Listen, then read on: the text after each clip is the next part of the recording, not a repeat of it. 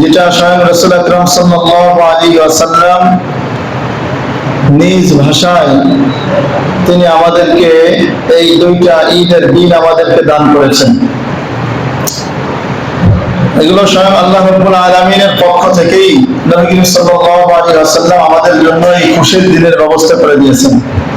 ইসলাম মানে এই নয় যে তুমি শুধু ইবাদতই করবা, খুশি প্রকাশ করবা না, বিষয়টা এমন নয়। সারাদিন মুখ গোমরা করে থাকবা, আল্লাহ তাআলা এটা বলেন নেই। আল্লাহ রাব্বুল আলামিন আমাদেরকে কান্নার কথাও বলেছেন জাহান্নামের ভয়ে, আবার আনন্দের কথাও বলেছেন। তো সেই আনন্দের দিন হলো আজকে আমাদের এই ঈদের দিন। একটা কথা আমাদের মনে রাখা জরুরি যে মুসলমানদের জীবন, চিন্তা এবং আনন্দ, বেদনা এসবগুলো হওয়া উচিত হবে আখিরাত কেন্দ্রিক। আখিরাত কেন্দ্রিক আমরা মুসলমান, আমাদের আনন্দ প্রকাশ করতে হবে। আর পক্ষান্তরে কাফেরদের আনন্দ উল্লাস, তাদের জীবন, তাদের আনন্দ, তাদের চিন্তা ফিকির এগুলো হয় হলো দুনিয়া কেন্দ্রিক। অর্থাৎ মুমিনরা তারা আখিরাতের কোন বিষয় যখন সে করতে পারবে তখন সে আনন্দিত হবে, যখন সে নেক আমল করতে পারবে তখন আনন্দিত হবে। আর কাফেরদের অবস্থা হলো যে যত বেশি দুনিয়াবী বিষয় সফল, যে যত বেশি দুনিয়ায় অনেক সম্পদের অধিকারী, সে তত বেশি আনন্দিত, সে তত বেশি খুশি। ঠিক কিনা? এটা হলো মুমিন এবং কাফেরের স্বভাব। অর্থাৎ আমরা তাহলে বুঝলাম যে মানুষের মধ্যে মুমিনদের আনন্দ প্রকাশ হবে আখিরাত কেন্দ্রিক, আর কাফেরদের আনন্দ উল্লাস প্রকাশ হবে দুনিয়া কেন্দ্রিক। আল্লাহ রাব্বুল আলামিন এই কাফেরদের ব্যাপারে সূরা রাদের একটি আয়াতে বলতেছেন, আল্লাহু ইয়াবসুতুর রিজকা লিমান ইয়াশাউ ওয়া ইয়াকদির ওয়া ফারিহু বিল হায়াতিদ দুনিয়া ওয়া মাল হায়াতুদ দুনিয়া ইল্লা ফিল আখিরাতি ওয়া মাল হায়াতুদ দুনিয়া ফিল আখিরাতি ইল্লা মাতা। আল্লাহ পাক রব্বুল আলামিন বুঝাচ্ছেন কাফেররা তারা দুনিয়ায় আনন্দিত হয়, তাদের দুনিয়া কেন্দ্রিক, তাদের আনন্দ উল্লাস হয় দুনিয়া কেন্দ্রিক। তারা হিসাব করে কার কত বেশি সম্পদ, কার কত বেশি পদমর্যাদা। যার মধ্যে যত বেশি পদমর্যাদা সে তত বেশি আনন্দিত, তত বেশি সুখী। ওয়াফারিহু বিল হায়াতিদ দুনিয়া, কাফেররা তো দুনিয়া পেয়ে তারা অনেক আনন্দিত হয়। আল্লাহ তাআলা বলতেছেন যে কাফেররা আনন্দিত হয় দুনিয়া পেয়ে, দুনিয়া নিয়েই তারা আনন্দিত হয়, আখিরাতের চিন্তা তারা করে না। আল্লাহ রাব্বুল আলামিন বোঝাচ্ছেন যে কাফেররা তোমরা দুনিয়া নিয়ে আনন্দিত হও, এটাতে তোমাদের চরম একটা ভুল, তোমরা চরম বিভ্রান্তির মধ্যে আসো। কারণ ওয়ামাল হায়াতুদ দুনিয়া ফিল আখিরাতি ইল্লা মাতা। তোমরা যে দুনিয়া নিয়ে আনন্দিত হচ্ছ, দুনিয়ার সফলতা নিয়েই তোমরা আনন্দিত হও, মনে রেখো আখিরাতের তুলনায় এই দুনিয়া হলো সামান্য তুচ্ছ ভোগ্য সামগ্রী ছাড়া আর কিছু নয়। সামান্য একদম তুচ্ছ ভোগ্য সামগ্রী। ওয়ামাল হায়াতুদ দুনিয়া ফিল আখিরাহ, আখিরাতের তুলনায় দুনিয়া কিছুই নয়, শুধুমাত্র ইল্লা কালিল, সামান্য কিছু, ইল্লা মাতা, সামান্য একটু ভোগ্য সামগ্রী।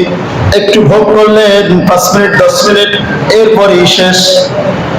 তো দুনিয়ায় যেমনি ভাবে আমাদের সামান্য একটু ভোগ্য সামগ্রী আমরা সামান্য সময় ব্যবহার করি, অথবা একটা দিন আমরা আনন্দ উল্লাস করলাম, গান বাজনা করলাম দুনিয়া নিয়ে, তো ওরকম দুনিয়ার সামান্য একটা ভোগ্য সামগ্রী, ছোট্ট একটা ভোগ্য সামগ্রীর যেমন আমাদের মূল্য, ঠিক তেমনি ভাবে আখিরাতের তুলনায় এই দুনিয়ার মূল্য ওই ততটুকুই সামান্য তুচ্ছ পরিমাণ। অতএব মুসলমান হাজির, আল্লাহ রাব্বুল আলামিন আয়াতের শুরুতে বলতেছেন কাফেররা তোমরা যে রিজিক নিয়ে, তোমরা যে ধন সম্পদ নিয়ে তোমরা বড়াই করো, ধন সম্পদ নিয়ে যে তোমরা খুশি হও, ধন সম্পদের মাধ্যমে, দুনিয়ার পদমর্যাদার মাধ্যমে যে তোমরা আনন্দিত হচ্ছ, জেনে রাখো তোমাদের এই ধন সম্পদ, দুনিয়ার এই পদমর্যাদা, এগুলো একটাও তোমরা নিজের যোগ্যতাই পাও না।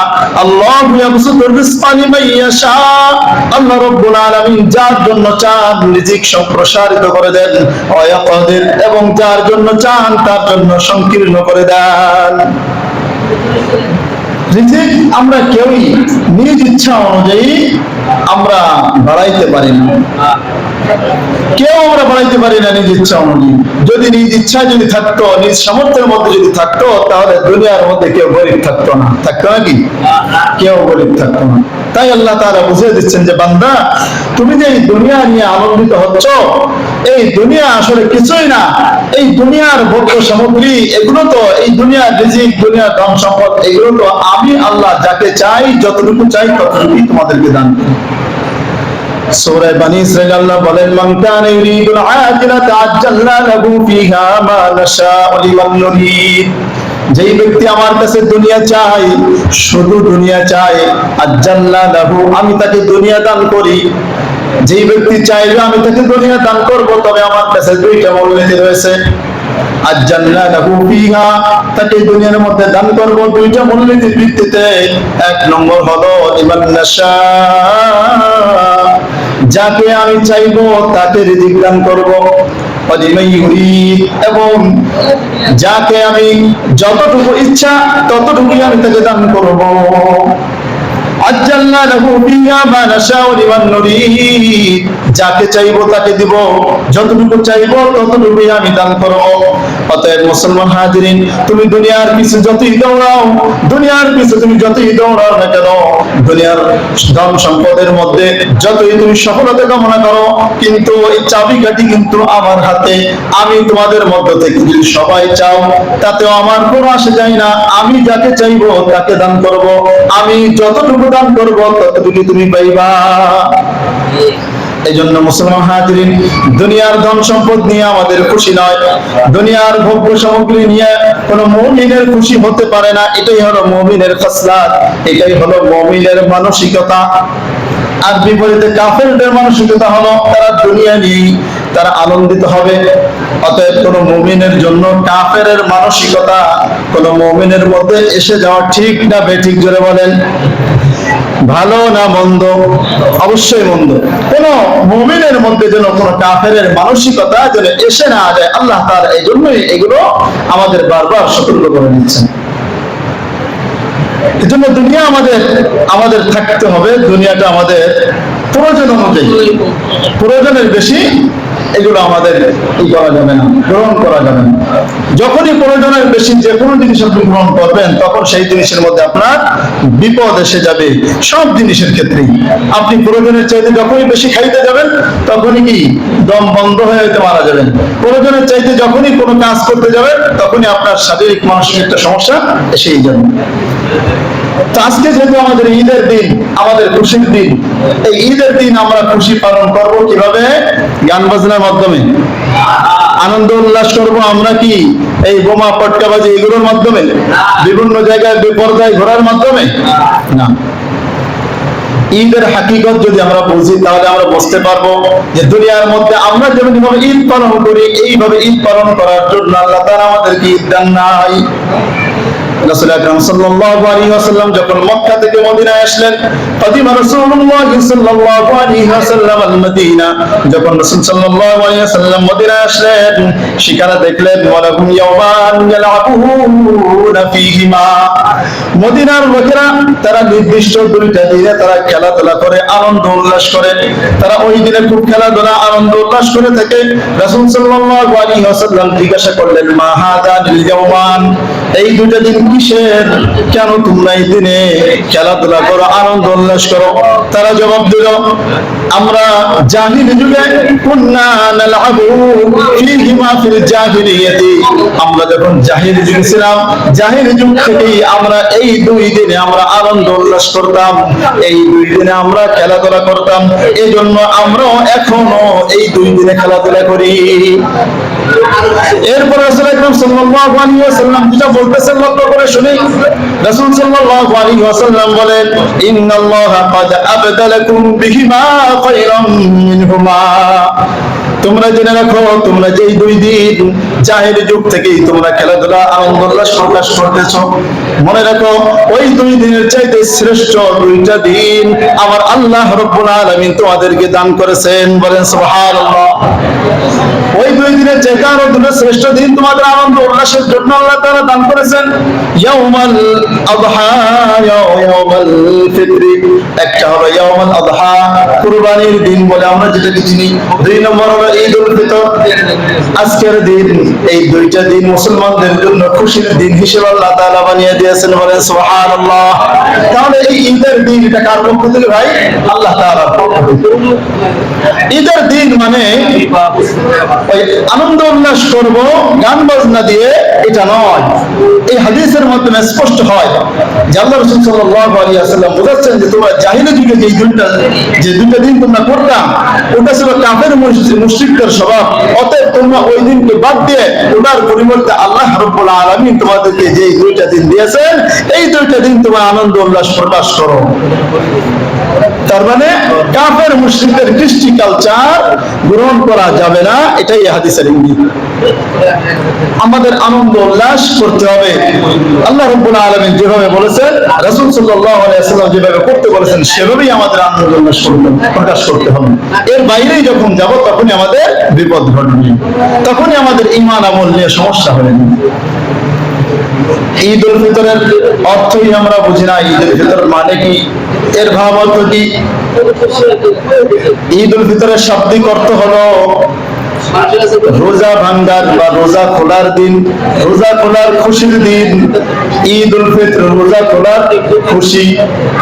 হযরত হাসান বসরি রাহিমাহুল্লাহ তিনি বলেন, ঈদ তো মূলত, ঈদের মূল অর্থ তো হলো আম্মা ইয়াউমুল ফিতরি ফাসালাতুন ওয়া সাদাকাতুন ওয়া আম্মা ইয়াউমুল আযহা ফাসালাতুন ওয়া নুসুকুন। ঈদুল ফিতর হলো নামাজ এবং সাদকায়ে ফিতর। ঈদুল ফিতর মানে হলো তোমরা নামাজ পড়বা, আল্লাহ তাআলা শুকরিয়া আদায় শুরু, আর সাদকা আদায় করে দিবা। তোমাদের আল্লাহ তাআলা সাদকায়ে ফিতর ওয়াজিব করেছেন, সাদকায়ে ফিতর আদায় করে দিবা। আর ঈদুল আযহা মানে হলো কুরবানির দিন, মানে হলো তোমরা নামাজ পড়বা, শুকরিয়া আদায় শুরু, আর কুরবানি করবা, আল্লাহ তাআলার নামে পশু জবাই করবা। এটাই হলো ঈদের অর্থ, ঈদুল ফিতর এবং ঈদুল আযহার মৌলিক অর্থ। মুসলমান হাজরিন, এই জন্য মনে রাখতে হবে আল্লাহ রাব্বুল আলামিন আমাদের যে ঈদের খুশি দান করেছেন, এই ঈদের খুশি পালন করবো আল্লাহ তাআলার বিধান অনুযায়ী। রোজা খোলার দিন আমাদের ঈদ, রোজা খোলার ঈদের খুশির দিন, রোজা খোলার খুশির দিন, রোজা খোলার আনন্দের দিন। সারা মাস রোজা রাখতে পেরেছি, আল্লাহ রাব্বুল আলামিন তৌফিক দিয়েছেন, অনেক বড় একটি নেক কাজ করেছি, অনেক বড় ফরজ বিধানগুলো আমরা সুন্দরভাবে আদায় করতে পেরেছি। এই আদায় করতে পেরেছি, এটার শুকরিয়া স্বরূপ আল্লাহ রাব্বুল আলামিন ঈদের দিন 2 রাকাত নামাজ ওয়াজিব করে দিয়েছেন। বলেন সুবহানাল্লাহ। এই যে আমরা ঈদের নামাজ পড়ি, এই ঈদ উল ফিতরের নামাজ, এটাকে শুকরিয়ার নামাজ বলা হয়। কারণ আমরা সারা মাস রোজা রাখতে পেরেছি, আল্লাহ তাআলা একটা নেক আমল করতে পেরেছি, আল্লাহর হুকুম আদায় করতে পেরেছি। এজন্য আল্লাহ তাআলার কাছে আমরা শুকরিয়া আদায় শুরু সমবেত হয়ে ইবাদতের মাধ্যমে আমরা আনন্দ উল্লাস প্রকাশ করি।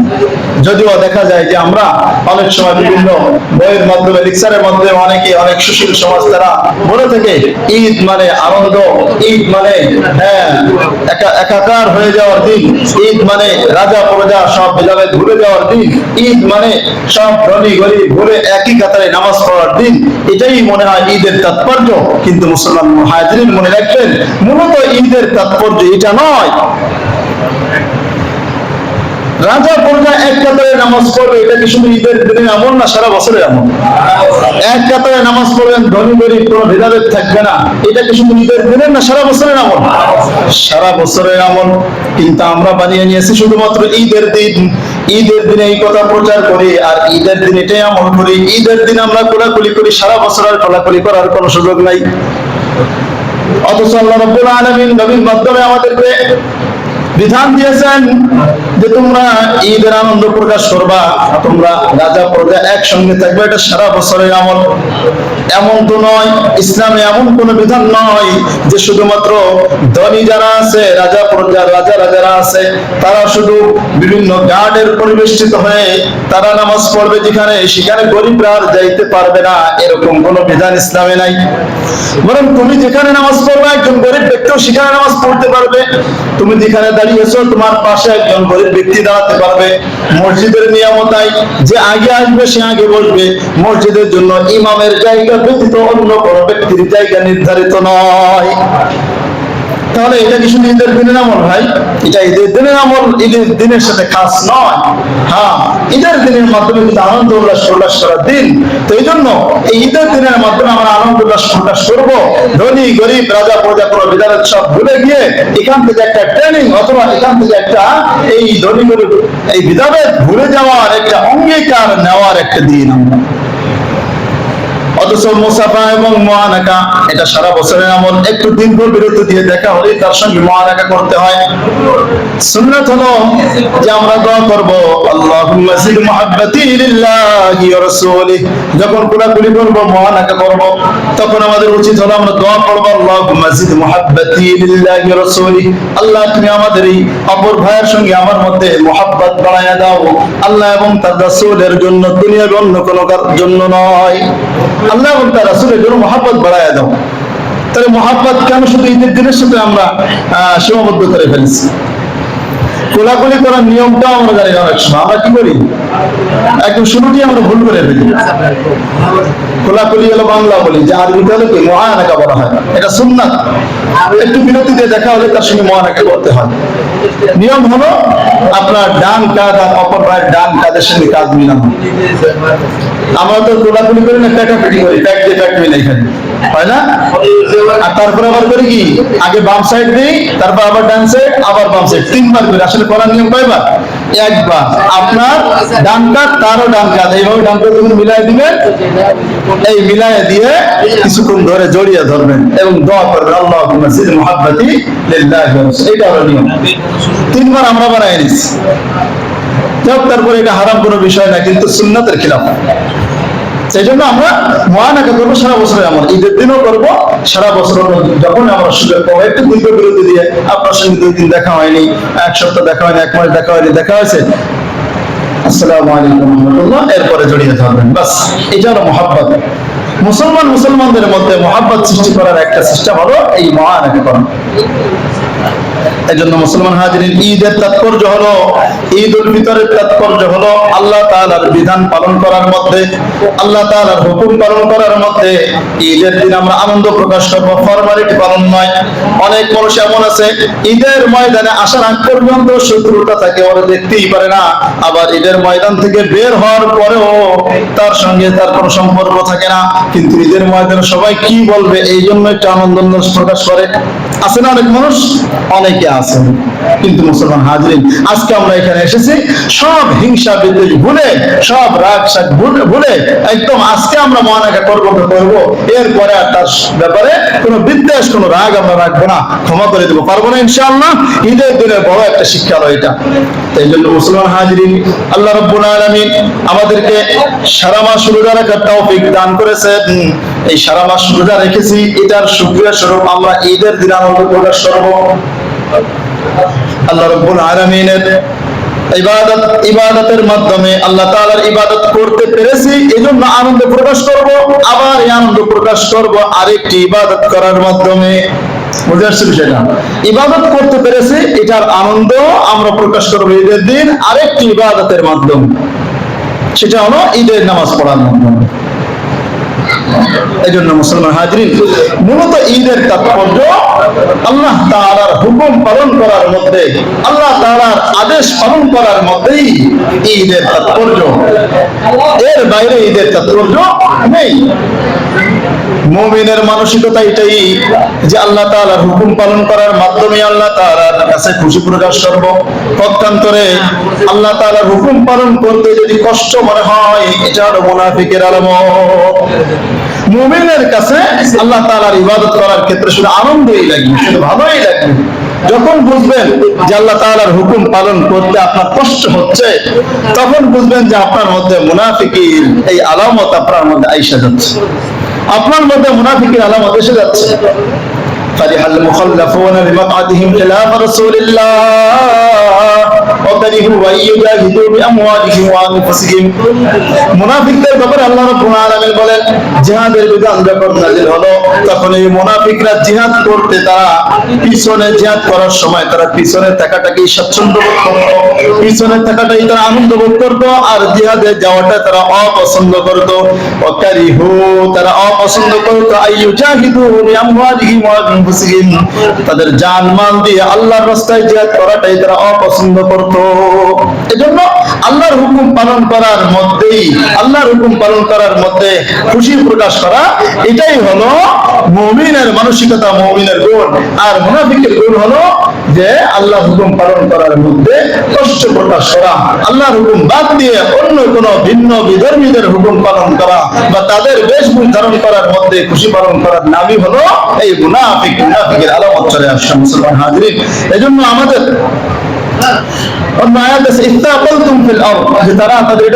ভারী মনে করে, দুনিয়ার মধ্যে আল্লাহর ইবাদত করতে অনেক ভারী মনে করে, কিন্তু মুমিনদের ব্যাপারে আল্লাহ রাব্বুল আলামিন বলেন, আরাদিতুম বিল হায়াতিদ দুনিয়া মিনাল আখিরাহ, আরাদিতুম বিল হায়াতিদ দুনিয়া মিনাল আখিরাহ। আরে তোমরা কি আখিরাতকে বাদ দিয়ে দুনিয়া পেয়ে তোমরা সন্তুষ্ট হচ্ছ নাকি? আখিরাত বাদ দিয়ে তোমরা দুনিয়া নিয়ে তোমরা সন্তুষ্ট হও না, বরং আখিরাতকে নিয়ে তোমরা সন্তুষ্ট হও। মুসলমান হাজিরিন, এজন্য ঈদের তাৎপর্য আমাদের বুঝতে হবে। ঈদের ভিতরে তাৎপর্য হলো যে আমরা সারা মাস রোজা রাখতে পেরেছি, এজন্য আনন্দ প্রকাশ করব ঈদের নামাজ পড়ার মাধ্যমে। আরেকটি বিষয় হলো আমরা মনে রাখবো যে ঈদের নামাজ আমরা পড়বো ঈদের দিন। আল্লাহ রাব্বুল আলামিন রোজা রাখা হারাম করে দিয়েছেন। বুঝে আসছে বিষয়টা? আজকে রোজা রাখা যাবে না, সারা মাস যে আমরা রোজা রাখছি। এইজন্য দেখেন একটা হাদিসের মধ্যে আছে, লিসাইমি ফারহাতান, রোজাদারদের জন্য দুইটা আনন্দের সময়, একটা হলো ফারহাতুন ইনদা ফিতরিহি, একটা হলো ঈদুল ফিতরের দিন, ফারহাতুন ইনদা লিকাই রাব্বিহি। আরেকটি আনন্দের দিন হলো যখন কাল কিয়ামতের ময়দানে আমার আপনার ফয়সালা যখন জান্নাতে হয়ে যাবে, তখন আল্লাহ রাব্বুল আলামিন সবচেয়ে জান্নাতের মধ্যে সবচেয়ে বড় নিয়ামত হিসেবে আল্লাহ তাআলার দিদার, আল্লাহ রাব্বুল আলামিনের সঙ্গে সরাসরি সাক্ষাৎ করা। বলে সুবহানাল্লাহ। একজন রোজাদারের এই 2 নম্বর খুশি হলো ওই আল্লাহ রাব্বুল আলামিনের সঙ্গে যখন সাক্ষাৎ হবে। একটা হলো ঈদুল ফিতরের দিনের খুশি, আরেকটা হলো আল্লাহ রাব্বুল আলামিনের সঙ্গে সাক্ষাতের খুশি। তাহলে যেই ব্যক্তি রোজা রাখে না, তার জন্য এই খুশি কি মিলবে ভাই? এই জন্য এই বছর যা কিছু হয়েছে না হয়েছে, আমরা রোজা রাখতে পেরেছি, যারা পারি নাই, সামনে থেকে যেন আমাদের এই ভুল না হয়। যদি হয়ে যায় তাহলে আল্লাহ তাআলার সঙ্গে এই দিদার আমাদের হবে না। জান্নাতে যদি জানো, তাও এই রোজা না রাখলে এই দিদার লাভ হবে না।